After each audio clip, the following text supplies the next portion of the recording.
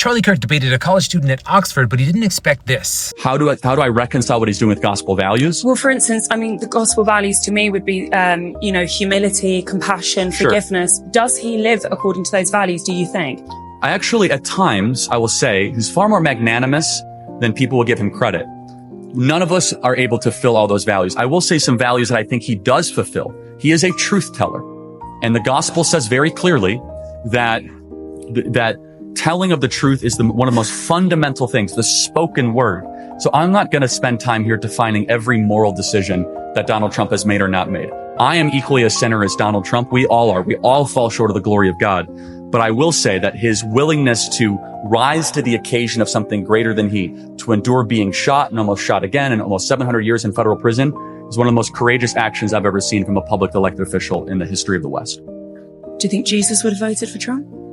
Do I think Jesus? Well, first of all, Jesus intentionally didn't vote and did not care about the Roman guard. You remember he said, pay unto Caesar what is Caesar, render unto God's what is God.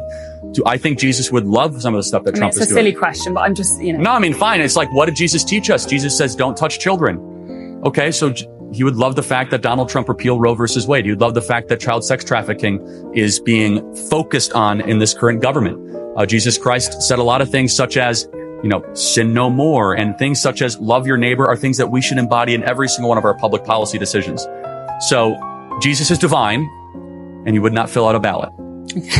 All right, thank you for answering my question. When asked if Donald Trump represents Christian values, he doesn't fully answer the question. He does say that Trump is magnanimous, which I guess you could say is like forgiving and compassionate, but he certainly doesn't address whether Trump is humble, and he kind of pivots to talking about Trump being a truth teller and protecting children. This was a great question because it forces Charlie to confront Trump's character, which is really difficult to defend. I do wish he was pushed harder because imagine having to defend Trump for being humble.